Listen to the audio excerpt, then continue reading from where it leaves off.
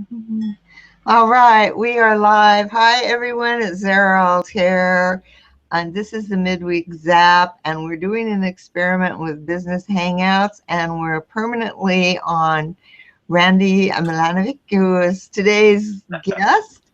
And I'm so excited that Randy is here. He's just one of my must follow, pay attention whenever Randy posts something on Google Plus. So Randy, I'm really honored to have you here today, and I'm very excited, and congratulations on your new book. Thank So you want to introduce yourself to those folks who don't know who you are? People don't know who I am. No. I'm Randy Milanovic. I'm the principal of KAYAK Online Marketing. We're based in Calgary. We do content marketing or attraction-based online marketing for our clients, which are all over North America. And I've been a happy user of Google and Google Plus and all those things for quite some time now. I've been able to make some friends and acquaintances and actually some really good relationships through Google Plus. I love working and interacting in there. So I thought a great place to start with letting people know that the new book is ready. Oh, Google Plus is just a great place for interaction and making friends. Yes, it's just really quite astounding. Tell us a little bit about your new little black book. The little black book, yes, content structure for SEO and UX. I sat down about 2 weeks ago, and I was writing a little how-to for my clients on structuring their posts and their pages, and one of the things that we do at KAYAK is we actually encourage clients to participate in the process of porting their content, and we teach them how to do it, and we explain strategically how to structure pages. And basically what I was doing was I was writing a little cheat sheet, and the cheat sheet turned into 40-odd pages. I thought, hey, we should make that into more than just a cheat sheet. And so we did. So I spent a couple hours and wrote a book. So it went together quite nicely until I had to publish it, of course, and then things slowed down a wee bit. Yes, I know that the publishing has its own little detailed challenges. That's for sure. Yeah, It does. the final approval or stamp of approval on the paperback was at 4 a.m. this morning. So it was a late night. Oh my gosh. And were you sitting there waiting for the final word from Create Space? Kind of yes, kind of no, because I was, of course, doing my social at 3. Okay, all right, yeah. So Sheila says, I only see Randy and Sheila. It's some technical thing, and we're both challenged. And so somehow we got Randy presenting, and we can't unpresent him. And so it's the Randy show today. There's a bar on my screen that says Randy's presenting. So and it doesn't give me any kind of option to say no, I don't want to present. Right, and it doesn't, and I can't find the option to unpresent. So this is what it is, and I think better to be on Randy than me. You think? Of course, I have to make sure I'm not seeing myself, because then I'll get stage fright. I'll just keep looking at myself. So I'm looking at you. Right. Gosh. Anyway, yeah, I thought for today it might be interesting to go through some of the pieces that are central to when we structure content on a page, and it really is around linking and how we strategically link in different types of ways or different manners to help us understand the visitor and their intent and how they maneuver through the site and how we want to guide them through the site. So I thought maybe we could start with talking about the four of the primary ways that we do that. Oh, that's really great, because it is all about the visitor and why they're there and what their experience is once they get there. Yeah, absolutely. Hey, I'm going to do a little screen share just for a moment here, and I'll just zoom in on the section of my book that talks about that, and let me know if you can see that. It should be coming up now. Yes, yay. Actually, I'm going to go back one page here and go back to, well, maybe 2 pages. Sorry about that. Okay, here we go. Here's our 4. So, of course, we have links within a paragraph or a hyperlink, which everybody is familiar with. A lot of people will be familiar as well with a contextual navigation, although many may not understand what that actually is. So really that is really a grouping of links to related content to a specific page. Okay, like for example, if you were going to a parts store and you would go to, Ford car windshield wipers, there might be a contextual menu of the different kind of windshield wipers that fit that car. Uh-huh. Okay. Okay. Then we have a visual call to action or advertisement. So you've probably seen many of these on websites where be a graphical, maybe a square or rectangle, and on it will be a button that people will target and click. And of course, an actual button. So those are the 4 things that we use. I just want to go through and just talk a little bit about each one. The first one is visual, the link in the paragraph. I just wanted to share that with you, and I'm going to zip back to that page we were at just a moment ago. Okay. And I just wanted you to take a look at these 2 examples. So we have example A, which is please click here to request an ebook or whatnot. And then option B, which actually links a phrase within a paragraph. Okay, so you can see pretty quickly that when we have a phrase linked within a paragraph, what's happening is we're actually now prompting the person to click. And at the same time as we're doing that, we're telling Google what's on the next page. So the anchor text becomes very obvious. And if done correctly, it should be a natural flow to move people to that next page. Okay, great. I like that explanation because... Right. As opposed to a click here, which as far as anchor text goes, is pretty useless. Right. Yeah, it doesn't tell either one what's going on. That's right. Okay, I'm going to switch back now to a regular screen. Okay. I think I'm going to switch back. Stop sharing. There we go. Am I back? How's that? Yeah, and I just want to tell everyone who's here that I posted the link to Randy's book, which is free today. Yeah, I've actually got it today and tomorrow. Oh, today and tomorrow. Yay, 2 days. Yeah, I'm going to post it again. Yeah, you never know with Amazon just what time of day they start their 24 hours. No, and it seems to be different. I think by time zone or by store, it might be a little bit different too, because it starts in the States and then it works its way across. Right. It's usually 24 to 48 hours before it makes it into all the stores. And it was the Kindle version published not last night, but the night before at 2 a.m. So somewhere around now, it should be starting to be available. But I'll leave it available for a while longer, and hopefully go ahead and grab a copy while it's free. Yeah, I just reposted the link to the Amazon link. Excellent. For anybody who wants to get the book, because you can see just from that one example, one thing that's always true about Randy is he's totally clear. And I think that's what makes his information either in a book or in his post so accessible to everyone. I think I try to make it accessible to me, so that usually works pretty well. Yeah. Okay. So anyway, that's the first type of link. Now, for those that are familiar with anchor text and whatnot, of course, the idea from an SEO perspective is we want to look at what the topic is, what page it's linking to make sure it's relevant and related, and it jives. When we're doing that, Google is happy, so that impacts your SEO and helps pass on a good quality score to the next page. Also, at the same time, by selecting a phrase or creating a phrase that we're linking, we're providing a user experience improvement that's now guiding them or prompting them onto that next page. So that's the improvement just from just a standard link, is just to think more about what's happening. And of course, a lot of us know that Google looks not just at those words, but also the words around it.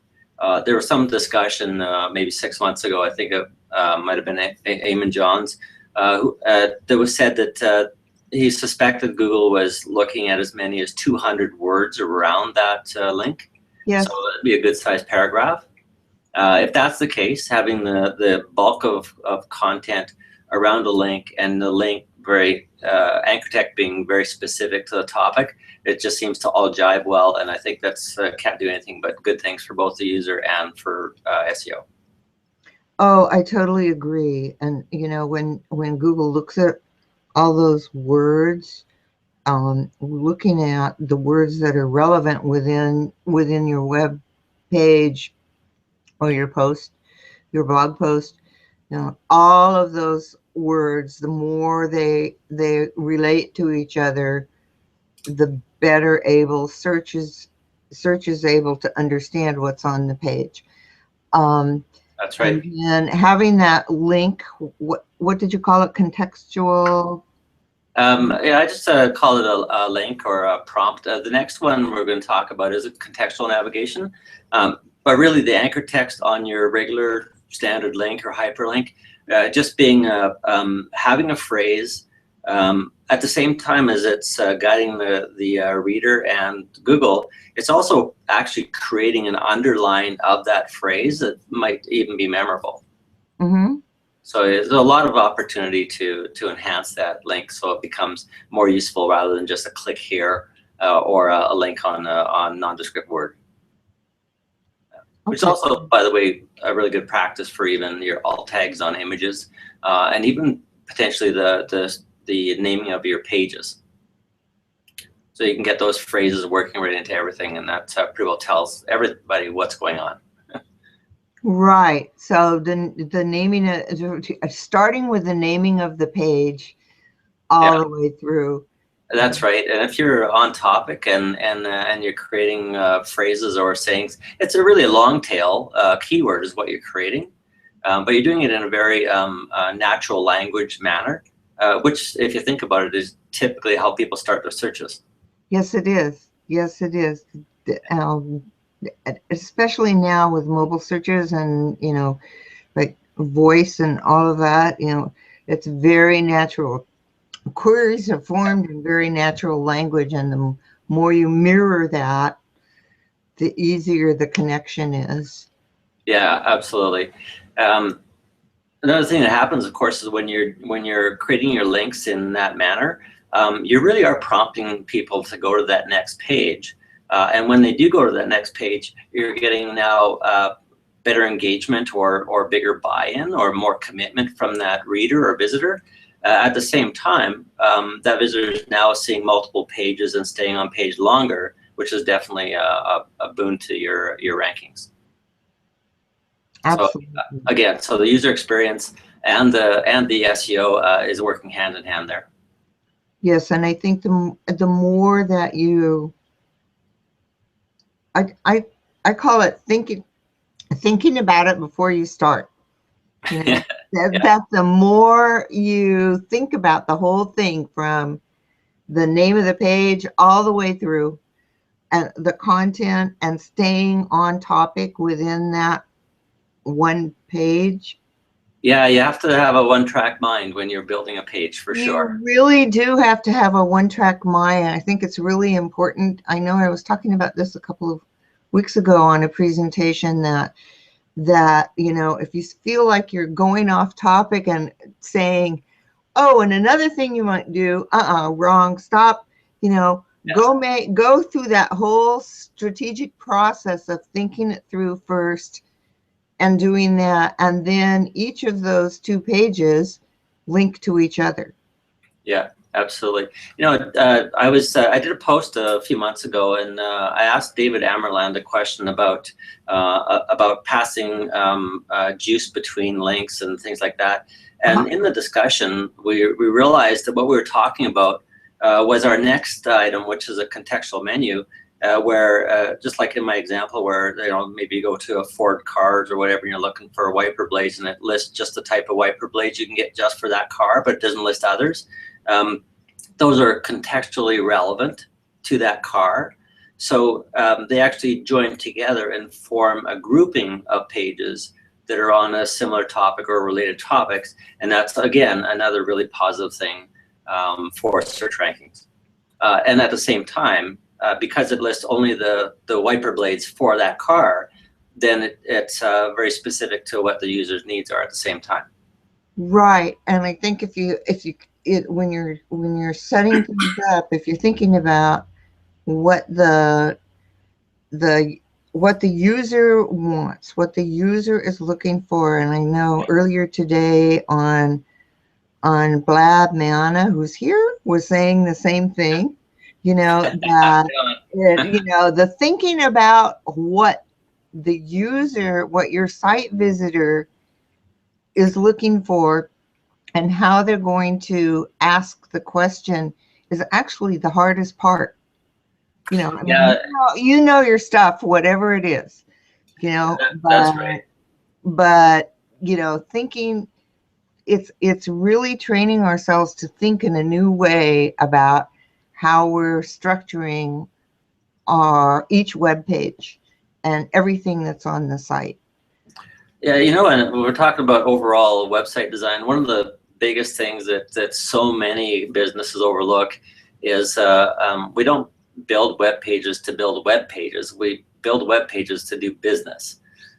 So we need to remember that it's a communication vehicle, and we need to let people go from A to B to C, or A to B to D, back to C, back to D again if they want to, and provide them with the answers to what they're looking for, not just make pages of content. So yeah, you know what, I think of it as a conversation, and each one of your pages, blog posts, whatever it is you're doing, is starting the conversation. It's like, I liken it to, standing in line at the grocery store, and you look and you're going, oh my God, we had 25 days of rain in December, and look, it's sunny outside, and I'm running errands. I want to be out on a hike. That kind of conversation starting is what you want your web page to do, so that your site visitor is really engaged, and that people go, well, how can I do that about wiper blades, but you can. Yeah. What's interesting is most of the time when people sit down and they design their website, they start with a hierarchy, or basically a pyramid of pages. Start with the home page, and then what's the next level, what's the next level, what's the next level. People are thinking about organizing their sites that way very commonly, but the reality of it is people don't actually think that way. When they visit a website, they're going to go squirrel, it's off over to this thing, over to that thing. Yep. Based on the prompts that we provide them. So although we may structure hierarchically, the reality of it is if we're doing contextual groupings, people will investigate those groupings, and then you have significantly more buy-in from those visitors, and you get a nice boost in SEO or rankings, because or at least quality signals are getting better, because you have multiple page views in a single session. You have longer time on pages. People read and consume that information. So it just helps all the way around. I mean, it's really the basis of how we built our site, and we started right from scratch. Within a year, we were on the top of Google, and we ended up taking over our region for all of the keywords we wanted to, and it wasn't that difficult once we realized we had to stay on topic, and we had to think about what our visitors wanted to hear about and keep things active and whatnot. So yeah, just keeping the conversation going. So the blog is not only a starter, but a restarter and a reminder.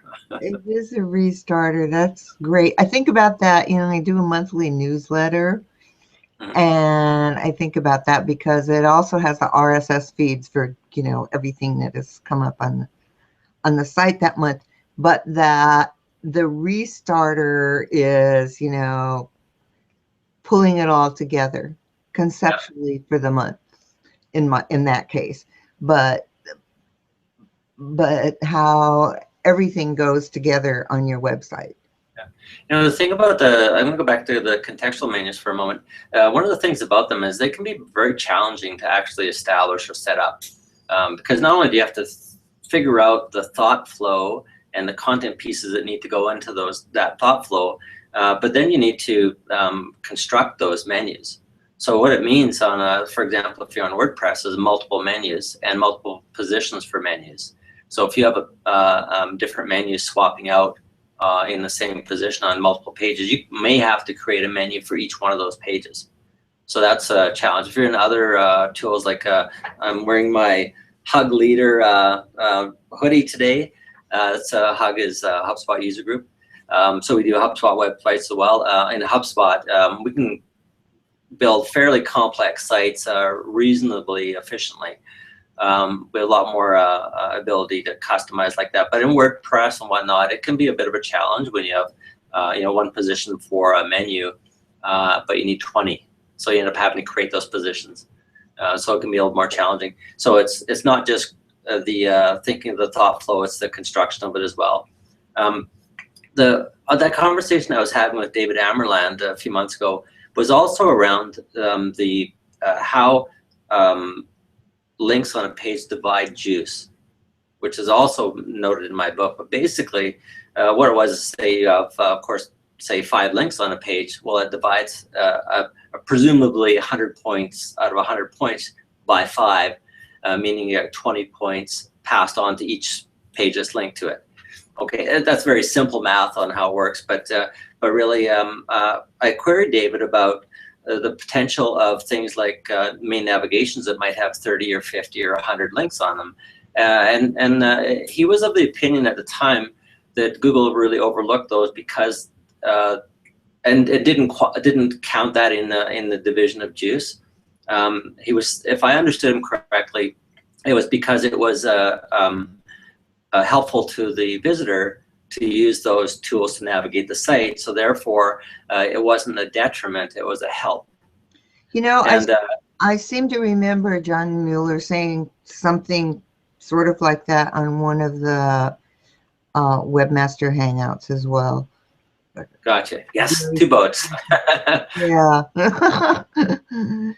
All right. So yeah, and so we looked at it, and basically the idea was the main navigation, your potentially simplified footer navigation, and as long as you didn't go crazy, your contextual navigation. So you don't put the whole kitchen sink in a contextual navigation.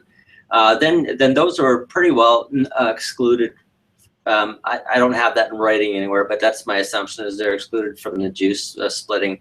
And then there's the content area of your page that actually is subject to the splitting. So if you're on a page, you want to split the juice as little as possible. So one of the strategies that we have is we have a link near the top, generally in the first paragraph, that goes to an important next page or next step. And then down near the bottom, we'll have our hyperlink that takes us to perhaps an offer or landing page or more information.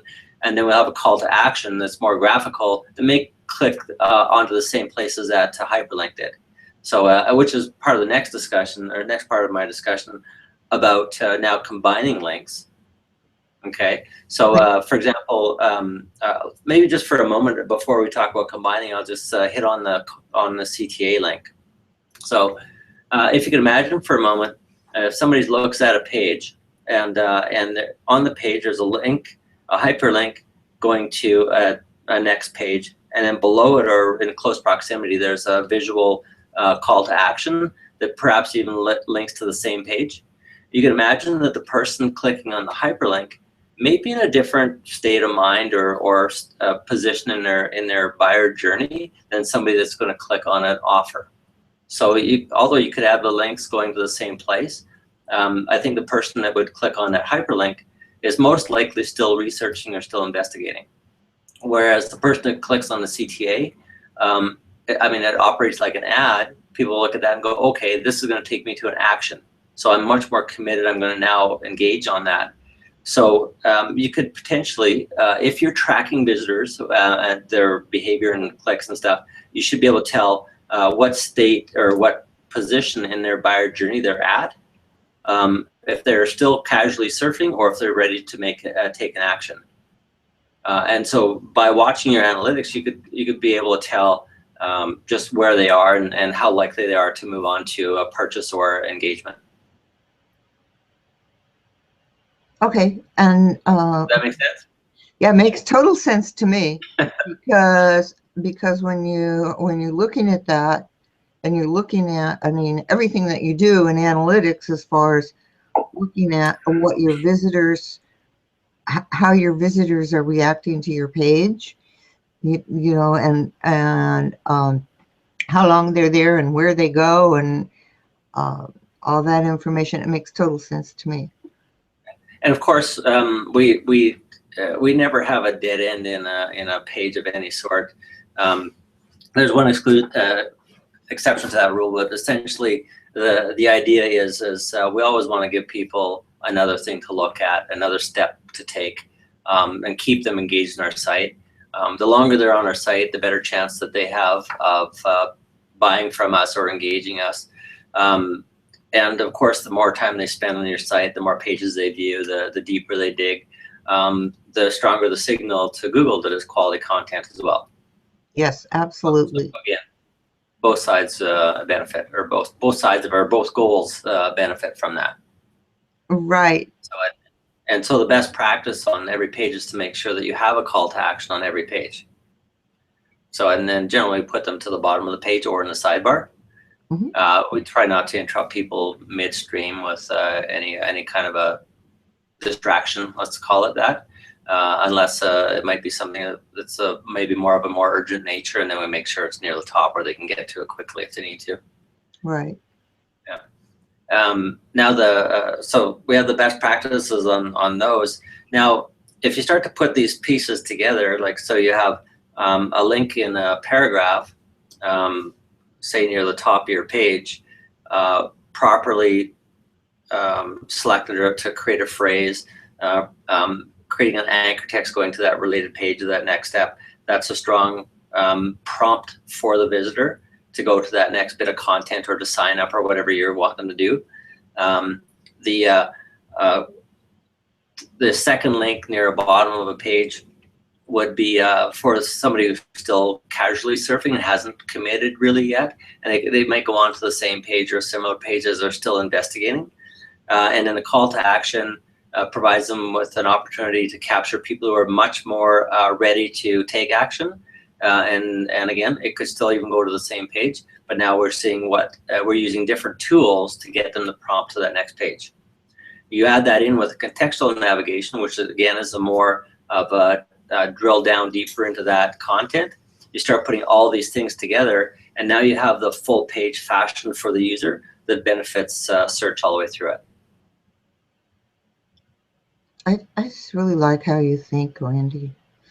You know, because I'm not a technical person, I'm a writer, but it's the same thing when you're writing the content is the very first thing you do is you think through the structure of where you're going from beginning to end. And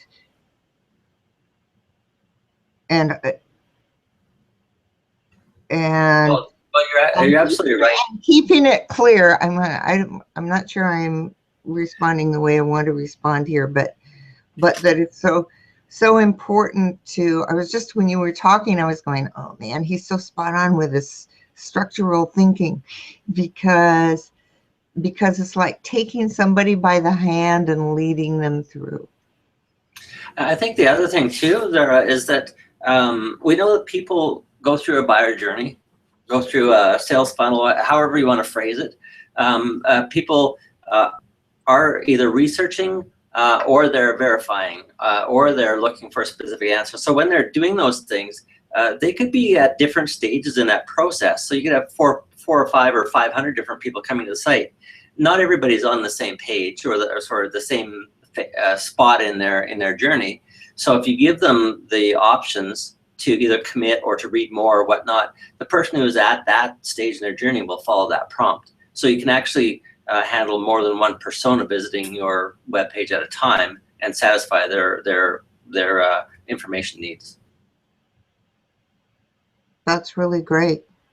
Do you have more about links and? Yeah, I mean, well, what's kind of interesting is the links are the actual execution of the sales funnel or buyer's journey. So you can imagine that you build a page on a topic.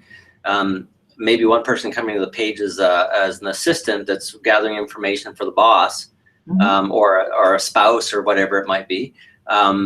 They'll go through and they'll read all the content. They'll gather the information. They'll come back and they'll tell the boss or the spouse that, hey, here's a good company to work with or a good product we can purchase. Here's the research I got. That person comes to the site, takes a quick look to verify that that's what that they get out of it, the same thing as the referral did, and they're on to making contact. What's kind of interesting here is as people follow those prompts through your site, and they become more committed, what happens is when they are ready to actually take action and contact you, they're essentially already sold. So you don't have to do a sales pitch. You're not getting questions that say, how much is it? Are you available? Can I get a better deal? It's we're ready to work with you. So you get a much different outcome in that, and that's actually the whole idea behind inbound or inbound marketing. Is the whole idea is you give people the information they're searching for, they fall in love, and they don't think of anybody else. So in the end, you end up with a much better quality prospect that's much better qualified. I'm wishing that a lot of the quote web designers that I work with were here right now. So that comes right back to the beginning, where I mean, it's about business. It's not about how we can make a site pretty or whatnot. It's about doing business. So you do business with people that want to work with you, that you want to work with. And you do that by making sure everybody's informed of what's happening, and they know that that you're the right person to help them solve their issues, or you have the right product for them because you've been transparent about it and how it works. That actually goes to one thing I wanted to share with people is if people are getting calls or inquiries or form fills, contact forms, and people are asking questions like, how much do you cost and what do you do?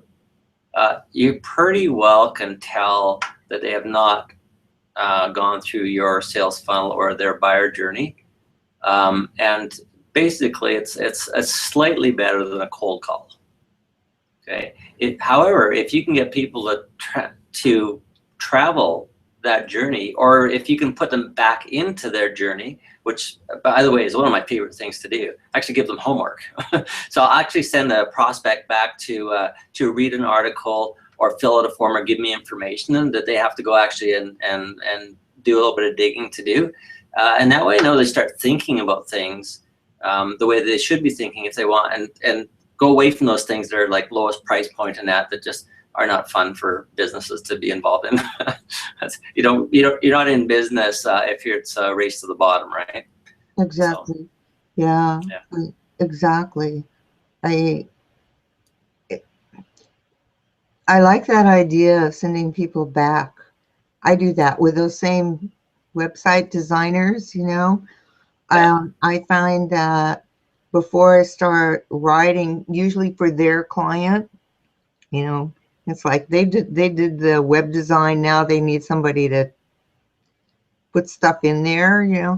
I find that the first maybe 3 conversations that I have are about why we're doing what we're doing, and website design, and what we want to achieve with the page, or the blogs, or whatever it is that I'm writing. And that bringing those people on board with understanding how it really works, rather than making it pretty or filling it up with stuff. There's still plenty people who think that filling it up with stuff is what makes a website, that you've got to have lots of content. And I mean, the worst story is someone, I went through this whole process and and wrote this stuff for the business owner who was new in business. He had a brand new business, and then his sister-in-law was in marketing, and they Oh, a and she sister-in-law. said, you need more content, and they literally copied and pasted from competitors' websites into their own website. Yeah, that's when I fire them if that ever happens. But that's actually something else to maybe even touch on. So a couple of things there. So first of all, just in case there are any web designers listening or watching now, we actually don't start the design or visual design phase of a site until we understand the goals of the business, their products and services, and the personas that we're communicating with and selling to or informing. Once we have that information, that pretty well dictates what the design is. Right from color selection to font size comes from understanding who those visitors are. So it's not a visual design exercise, it's a communication or information exercise once we have that understanding of who's visiting the site and what we need them to do.